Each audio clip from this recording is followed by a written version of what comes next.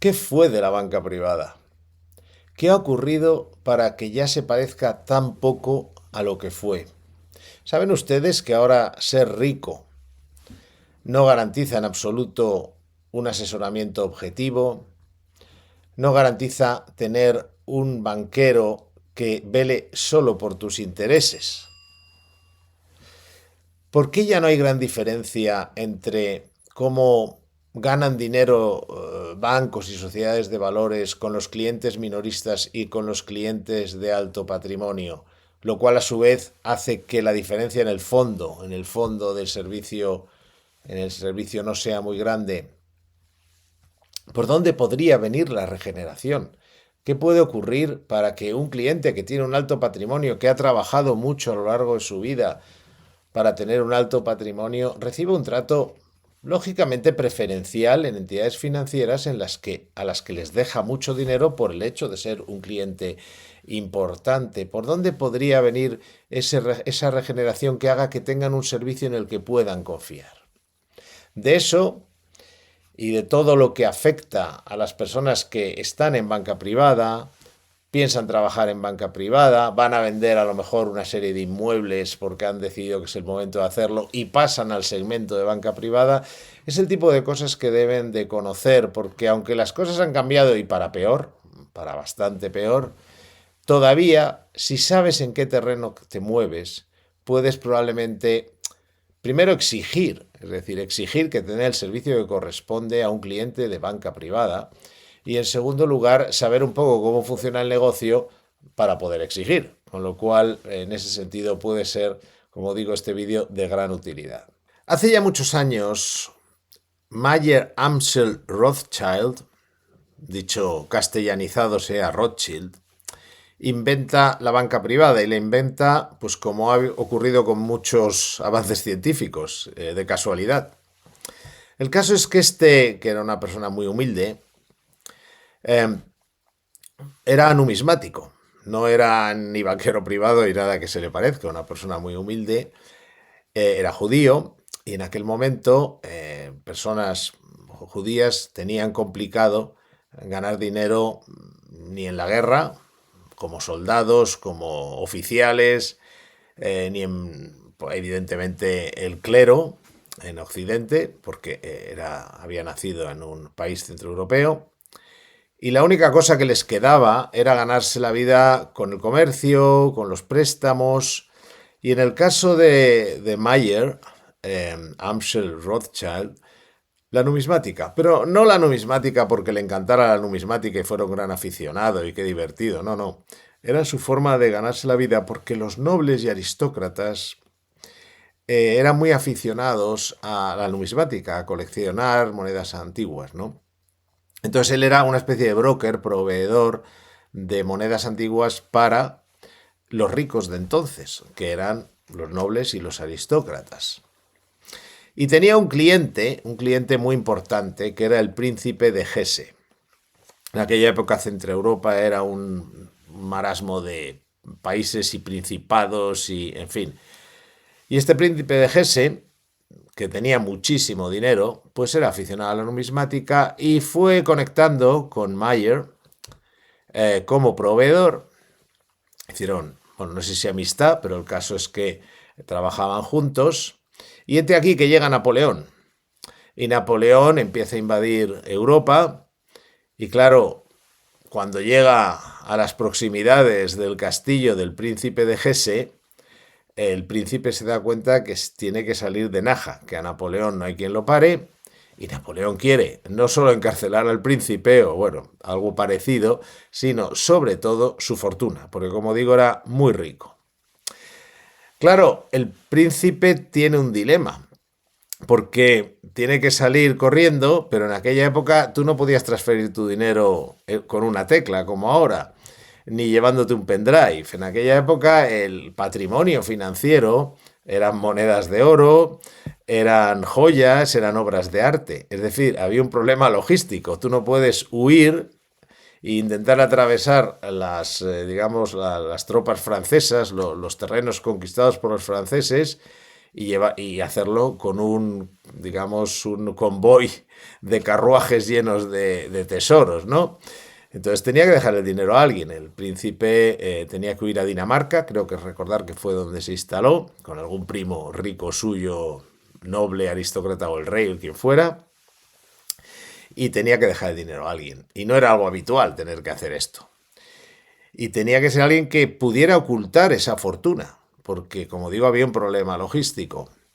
Y alguien que a la vez fuera de confianza. No debió ser fácil. El caso es que el príncipe tomó la que fue la mejor decisión financiera de su vida, y es elegir un buen asesor financiero. Es decir, lo que ocurrió es que le dijo a Rothschild, a Mayer Amschel Rothschild, le dijo, oye, ocúpate tú de esto, lo dejo en tus manos. Y este señor podría haberse ido con todo el dinero. Probablemente es lo que habría hecho la mayoría de la gente, porque, a ver, dada la situación y que entonces no había ni DNI ni pasaporte, bueno, pasaporte supongo que sí, pero es decir, era muy fácil huir, desaparecer, instalarte en otro gueto judío con todo ese dinero y listo, ¿no?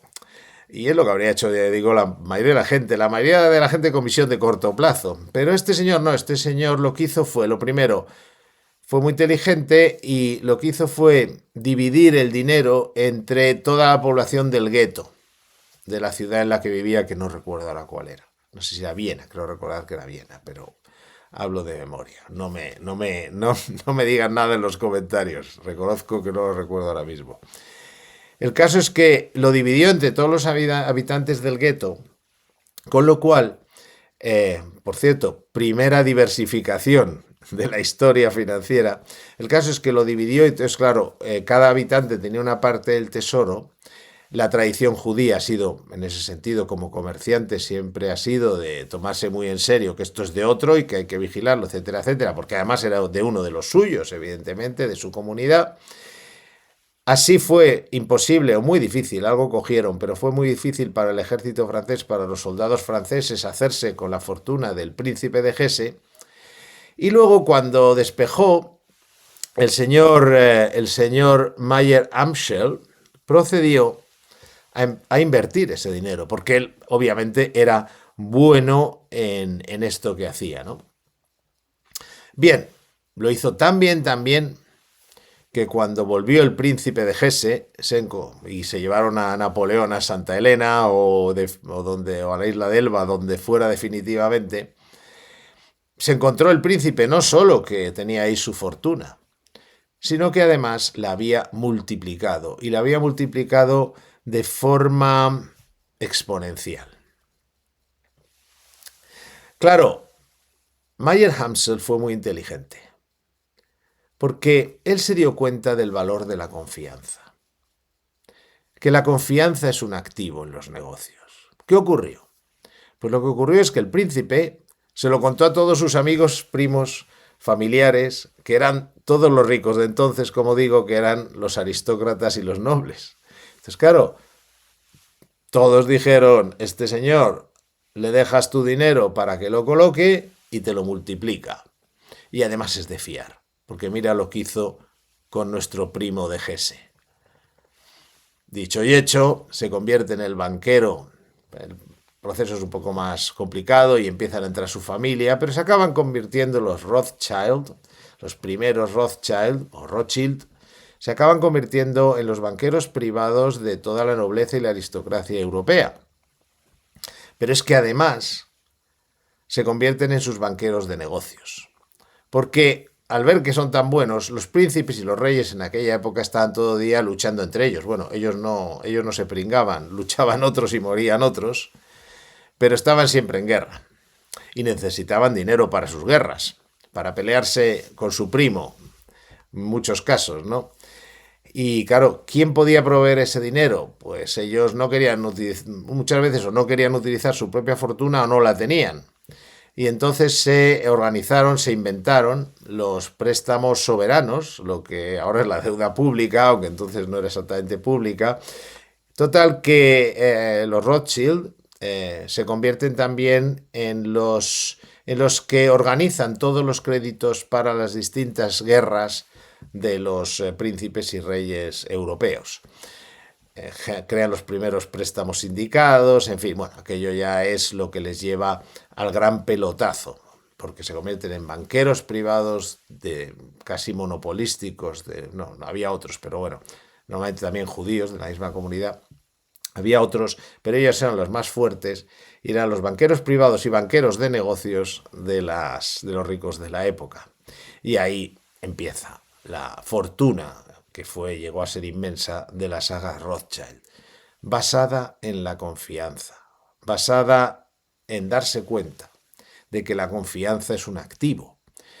La confianza es un activo que genera luego muchos más ingresos que el clavarle a alguien una comisión sin que se dé cuenta, escondida, y ya olvidarse de él en adelante porque ya se ha obtenido ese beneficio de corto plazo. ¿Cuál es el activo actual de la banca privada? ¿Es la confianza?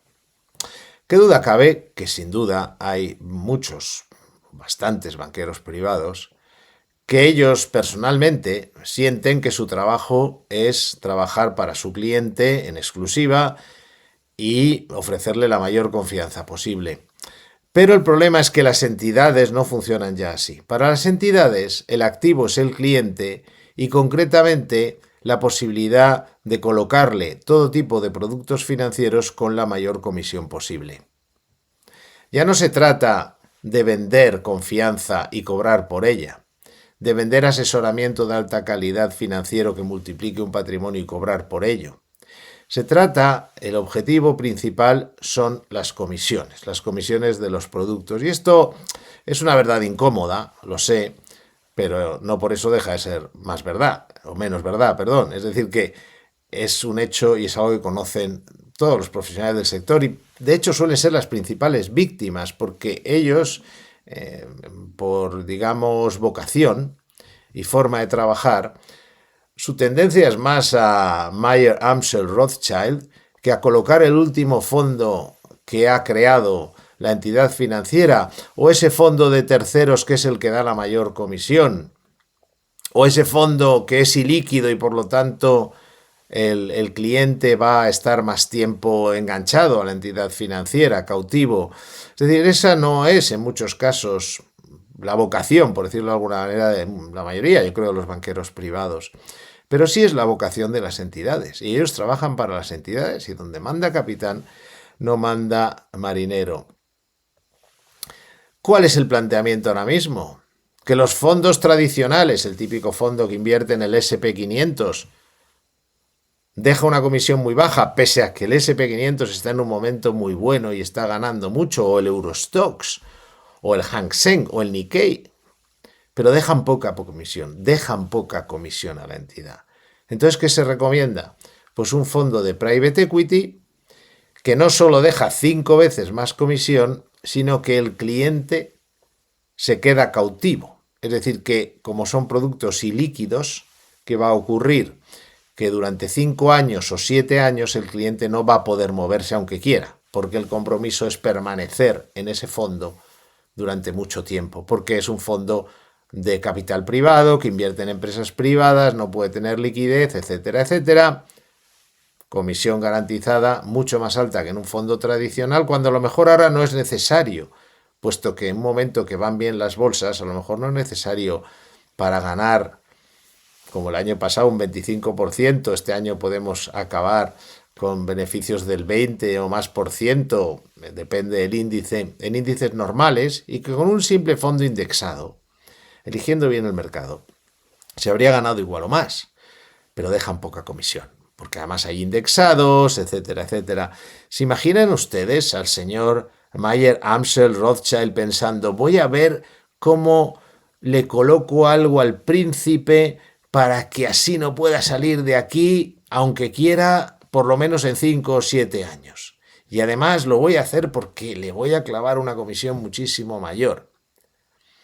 No lo haría, pero no porque este señor probablemente fuera un santo, que seguramente no lo era, sino porque no era algo que diera confianza y su activo era la confianza. Su activo era trabajar en exclusiva para su cliente de alto patrimonio, en este caso, el príncipe de Hesse. Y ¿Imaginan ustedes a este asesor financiero, gestor de patrimonio, banquero privado, no ofreciéndole a su cliente los productos con mejor comisión? Porque él le cobraría sus servicios. A usted, cliente de banca privada, le cobran por los servicios, vía gestión, vía asesoramiento, la fórmula que sea. ¿Se imaginan que no le ofrecen hoy en día lo que serían las clases limpias en fondos de inversión? Es decir, en los fondos de inversión hay las participaciones baratas. Del mismo fondo tenemos participaciones baratas y participaciones caras. Lógicamente, a los clientes de más patrimonio se les ofrecen las participaciones más baratas, porque están dejando mucho negocio en la entidad financiera. Cierto que nosotros, por ejemplo, sí se lo ofrecemos a todo el mundo, pero bueno, es un modelo nuestro totalmente independiente que nos da igual las comisiones que paguen los productos, porque no nos llevamos nada de eso.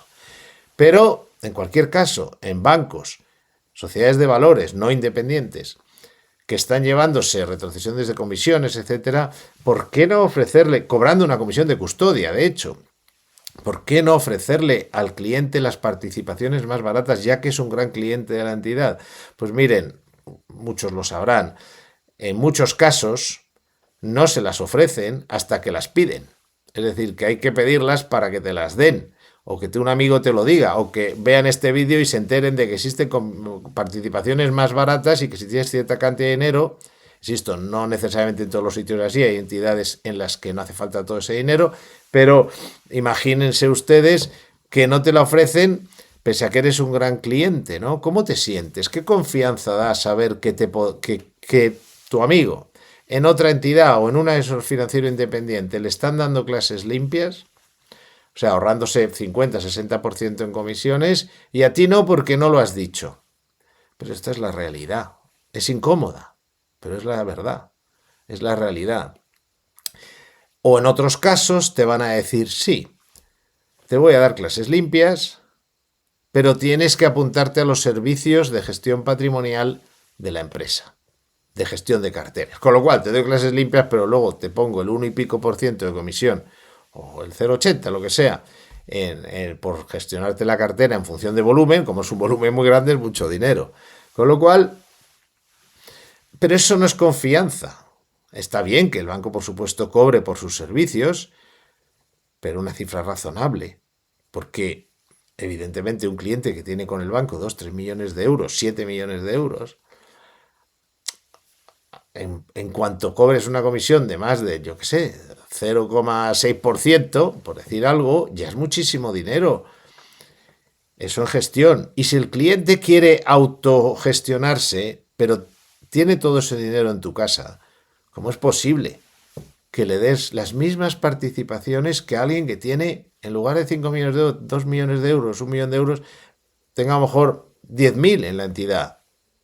Es que tampoco es justo, porque lo que se lleva la entidad es mucho mayor. Bueno, pues eso es lo que pasa actualmente, y estoy solo poniendo ejemplos, con ese banquero privado en el que se supone depositas toda tu confianza. ¿Qué confianza hay si no puedes estar seguro de que te ofrecen lo mejor? Porque hay otro problema. ¿Qué ocurre si esa entidad financiera? No quiero dirigirlo mucho a los banqueros, porque insisto, si por ellos fuera, probablemente trabajarían de forma mucho más independiente y objetiva. Pero ¿qué ocurre con el caso de que, por ejemplo, esa entidad financiera con la que trabaja el cliente, su banca privada quiere colocar un tipo de fondos, pero por ejemplo no quiere colocar, les pongo un ejemplo, no tiene o no dispone en su lista un fondo que invierta en inteligencia artificial, o no tiene ETFs, o no tiene toda una serie de productos que, por ejemplo, han sido de gran utilidad en los últimos tiempos, o no tiene un ETF que invierta en oro. Entonces, claro, no está en la oferta de la entidad, no existe. O sea que yo tengo un alto patrimonio, pero tengo las mismas limitaciones que el cliente minorista, es lo que les decía al principio. Al final, soy cliente de alto patrimonio, pero resulta que hay determinadas cosas en las que soy igual que cualquier minorista. Si la entidad no lo tiene, no existe. Esto, claro, ¿Dónde está ahí la confianza? ¿Dónde está el decir voy a buscar el mejor producto del mercado porque eres mi mejor cliente? Luego hay una cuestión que va a ir a peor. Esto de las comisiones va a ir a peor, porque es tan de sentido común. Las entidades financieras están a la caza del rico, es decir, a buscar al cliente de alto patrimonio, lo cual es muy loable. Oye, compiten, buscan los mejores clientes. Lo que no es tan loable es luego el servicio que le dan. Pero en esa competencia, la forma de captar al cliente rico es captar a su banquero privado, para que él se vaya con todos sus clientes a la nueva entidad. Y para atraer a ese banquero privado, y ya de nuevo, a nivel de confianza, genera un poco ya de cierto, en fin, como dicen los jóvenes ahora, cringe, le pagan un bonus de bienvenida. Le dicen, te doy tanto dinero, vente con todos tus clientes. Pero claro, ese bonus de bienvenida, que suele ser muy importante, tiene que pagarlo alguien. O sea, el banco paga inicialmente, pero luego sabrá que pagarlo. Es decir, lo va a pagar el cliente a base de comisiones. Parto de la base que primero no me parece excesivamente bonito que alguien en quien depositas, insisto, toda tu confianza, como para irte a Dinamarca y olvidarte de todo tu dinero, esté mercadeando contigo como cliente. Lo que decía al principio, el activo ya no es la confianza, el activo eres tú, el cliente, porque a ti te pueden colocar los productos que les generan comisiones. Con lo cual, la competencia entre banqueros privados va a suponer más costes también para los clientes. Ya sé que la verdad es incómoda, pero díganme ustedes, ¿para qué narices necesita un alto patrimonio, un family office, si tuviera un banquero privado en el que pudiera confiar plenamente? Un family office, bueno, ya saben, los que están en el mundo de la banca privada saben lo que es, pero en términos generales, o en lo que afecta a esto que estamos hablando, filtra lo que le ofrecen a esa persona de muy alto patrimonio las entidades financieras, aparte de otras cosas que hacen. Entonces, claro, hace un poco el papel de asesor independiente del cliente. ¿Por qué? Porque en el fondo el cliente tampoco se fía plenamente del banquero privado, porque a su vez el banquero privado está teledirigido por esa banca privada, que pueden ser servicios de banca privada también, aunque no se llamen así específicamente, pero también hay muchas sociedades de valores, están dirigidas al cliente de banca privada, al cliente de alto patrimonio, y pasan todas estas cosas exactamente igual. Bien, no quiero deprimirles, o sea que vamos a hablar de la esperanza, de cómo puede regenerarse la banca privada, regenerarse el servicio que se le da a un cliente de alto patrimonio, que ya que ha conseguido amasar un alto patrimonio, le cuiden de forma acorde al dinero que genera para esa entidad y que pueda trabajar y actuar en total y absoluta confianza. ¿De dónde vendrá la regeneración? Pues como en todo, desde dentro. Llega un momento, incluso por negocio, que desde dentro del sector se está generando ya la solución a ese problema.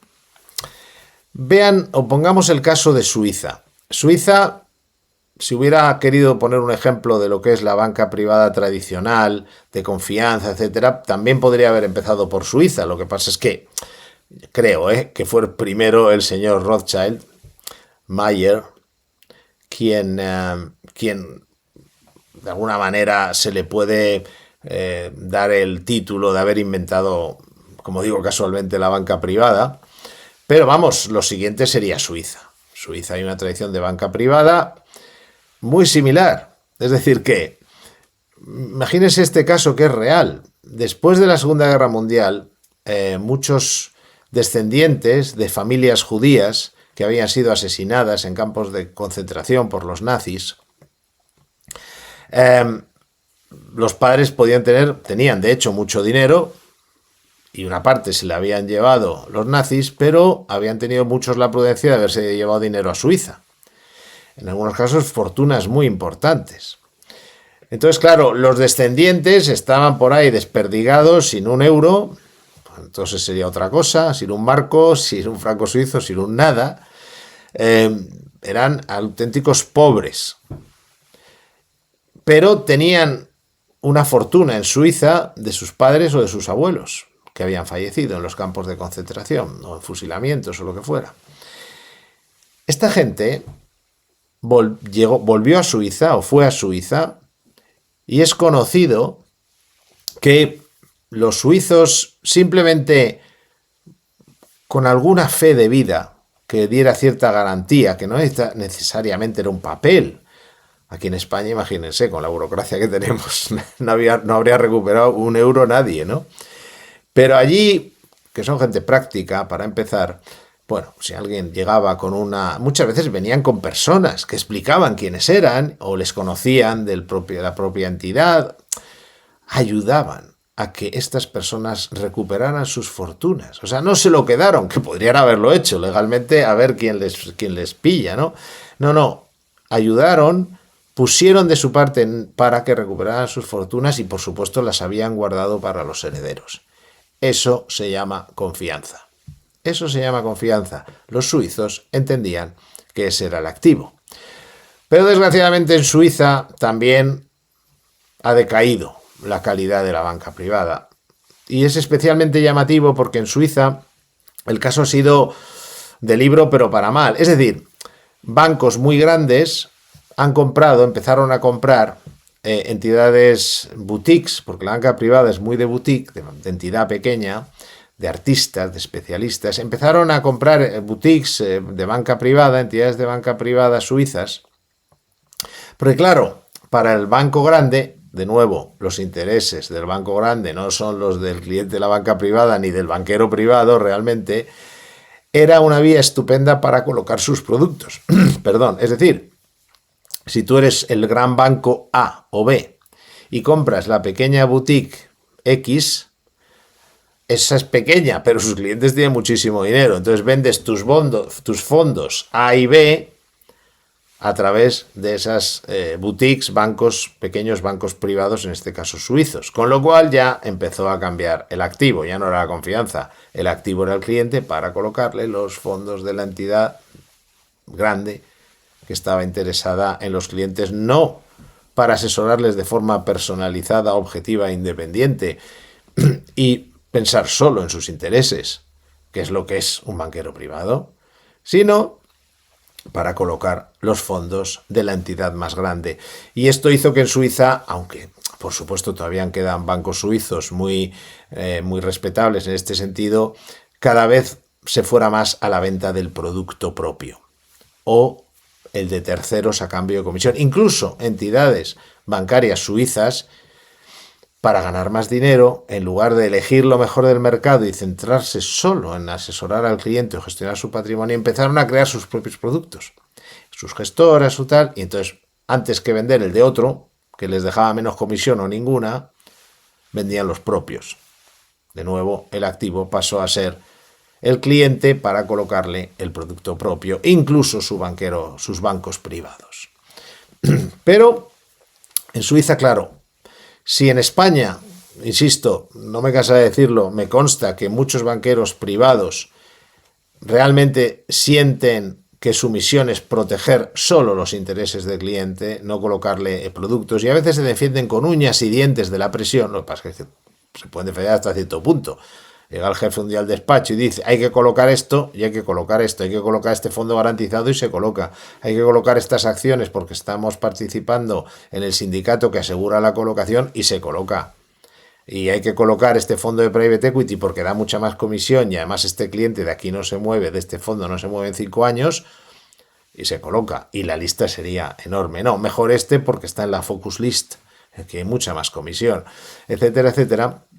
Pero el caso es que el banquero suizo, como el español, el banquero privado, siente como que su vocación, su profesión es cuidar de los intereses del cliente y busca una solución. ¿Y qué han hecho? Pues lo que hacemos algunos en España, lo que en Inglaterra ya es lo normal, lo que en Estados Unidos es súper habitual.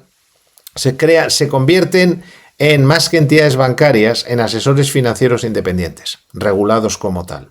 Gente que no cobra de los productos que recomienda, le cobra al cliente, utiliza el banco como plataforma, es decir, claro que el dinero está en un banco, no está en la oficina del... Hombre, la confianza tiene un límite, ¿no? El dinero no está en la oficina del cliente, del asesor financiero independiente, sino que está en un banco que recibe las órdenes del asesor financiero independiente, lo que sea. Pero el cliente trabaja con alguien que solo cobra de él y solo trabaja para él. No es, o sea, le ocurre como a la mujer del César, además. No solo tiene que ser casta, sino parecerlo. Por lo tanto, si no hay ningún conflicto de interés, pues la confianza es casi automática. Y luego el dinero se deposita, eso sí, en los bancos, porque la confianza, como digo, tiene un límite, de forma y manera que en Suiza el patrimonio asesorado por estas boutiques de asesoramiento financiero independiente, que a veces también son bancos más pequeños, pero que no están trabajando para colocar ni producto propio ni producto de terceros, no son comisionistas. O son asesores financieros independientes o son banqueros privados de verdad. Pero no son comisionistas dedicados a colocar productos a cambio de comisión que no paga el cliente, que paga otro, por lo tanto manda otro. Esto está regenerando el sector en el caso, por ejemplo, de Suiza. En Inglaterra, con gran tradición también de banca privada, aunque no sean tan conocidos, y de merchant banking y de todo esto, pero de banca privada, en Inglaterra directamente está prohibido decir que eres un asesor financiero si no eres independiente. Si estás cobrando comisiones, si eres un comisionista, no eres un asesor financiero. En la legislación inglesa, si estás cobrando comisiones, eres un vendedor o eres un broker. No eres un asesor y mucho menos un banquero privado. Puede que haya banqueros privados en Inglaterra, al ser banco la legislación es otra, que tengan, por supuesto, este modelo que estoy diciendo de no independencia, de comisionista, etcétera. Pero digamos que de alguna manera en Inglaterra ha quedado clarísimo que una cosa es quien solo trabaja para el cliente y otra quien es un vendedor que trabaja en parte para el cliente, pero en gran parte para el fabricante del producto financiero. Y en Estados Unidos pasa ya algo parecido, en el norte de Europa parecido, en Holanda pasa como en Inglaterra, se diferencia claramente cuando se está trabajando para el cliente en exclusiva y cuando se está trabajando, digamos, para dos jefes distintos, el cliente y la entidad financiera, y en muchos casos las cosas como son es más la entidad financiera. Se está regenerando el sistema internamente basándose en la idea apoyada por el legislador. En la Unión Europea no, porque el lobby bancario ha hecho tal presión que había la intención, fíjense si lo que les digo es cierto, que la propia Unión Europea quería prohibir la retrocesión de comisiones. Es decir, que no se pudiera, que alguien que dice que es tu asesor no pueda estar cobrando comisiones del cliente, del fabricante de los productos. Imagínense porque eran conscientes de este problema y ya estaba a punto de ocurrir. Lo que pasa es que ahí, claro, el negocio de la retrocesión de comisiones, estamos hablando de 6.000 millones de euros, que se generan estos comisionamientos a privados, a minoritarios y a todo el mundo. Entonces no ha podido ser, por lo tanto en la Unión Europea sigue sin prohibirse decir que eres un asesor independiente, mucho menos independiente, si estás cobrando comisiones por colocar tus productos o productos de terceros. La excusa ha sido que entonces se quedarían sin asesoramiento de los pequeños inversores, lo cual es ridículo porque en muchísimos países hay empresas como la que tengo yo el honor de dirigir que ofrece asesoramiento financiero totalmente independiente a clientes grandes y pequeños y que además les cobra muy poco porque además les ayuda a reducir sus comisiones, etcétera. O sea que es, bueno, ha sido una excusa que se ha utilizado. Pero bueno, hay países en los que es así porque han decidido ellos hacer que sea así, como es el caso de Holanda, los más avanzados, y ahí, como digo, se diferencia claramente quién trabaja en exclusiva para el cliente, le da asesoramiento independiente y objetivo y quién no. Y ese es el camino y probablemente en el futuro veremos entidades de banca privada más grandes. Bueno, de hecho, lo estamos viendo, ya hay entidades financieras grandes que ofrecen sus servicios de banca privada garantizando la independencia, sin cobrar retrocesión de comisiones. Es verdad. Lo que pasa es que exigen nuevamente importes muy grandes. Pero, a ver, luego también hay cierta colocación de producto propio. No es Mayer, Amschel, Rothschild. Pero es mucho mejor que lo que había. O sea, se van dando cuenta de que la confianza es un activo y procuran que en esos servicios de banca privada, y son excepciones todavía, no sea el negocio colocarle al cliente de alto patrimonio, al rico, colocarle la comisión mayor posible de una forma o de otra, o en fin, que el negocio sea la comisión, sino que sea más el asesoramiento o la gestión patrimonial, ¿no? Hay esa tendencia, probablemente vaya mucho más con el tiempo y más con todos los cambios que estamos viendo, ¿no? Y será efectivamente, como decimos, desde dentro del día, en el que, como le ocurrió al señor Mayer Amschel Rothschild, se den cuenta de que la confianza es un activo generador de rentabilidad, de muy alta rentabilidad en el caso de los clientes de alto patrimonio, a lo largo de mucho tiempo, que fue lo que hizo que un humilde numismático acabara siendo su familia una de las mayores, de las más ricas de Europa, porque supieron identificar que esa honestidad, que esa confianza, que esa objetividad, que esa independencia, que ese servicio de verdad dirigido al cliente sin conflicto de interés, perdón, era una fuente enorme de ingresos. No lo hicieron los Rothschild, probablemente, que mantuvieron durante mucho tiempo esta filosofía, perdón, no lo hicieron probablemente porque sean gente especialmente santos o buenos, o no, se dieron cuenta que era mucho mejor negocio el de largo plazo, sobre todo con altos patrimonios, que el cortoplacismo de te coloco este fondo, te dejo cautivo, te clavo no sé cuántas comisiones y Dios dirá. En fin, espero que les haya sido útil. Como siempre, les recuerdo que si les ha sido útil y les ha gustado, den un like, porque eso ayuda a que el algoritmo pues se lo cuente a más gente, porque habrá más gente que tenga este problema. Y al final, por cierto, también la solución viene del consumidor, del poder que tenemos los consumidores. Si un consumidor con peso económico en una entidad financiera exige, le van a dar. Y si lo hacen muchos, llegará un modelo que se cambie que se cambie el modelo de negocio completo.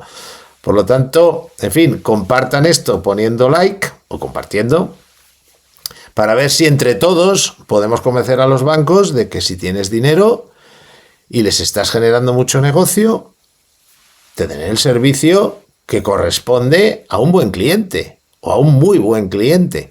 Eso en el mundo este de las redes sociales se llama like, se llama retuitear y también se llama suscribirse, más que nada en este caso porque pensamos seguir haciendo vídeos, esperemos que interesantes, y si se suscriben pues no se van a perder ninguno. Muchísimas gracias por su atención.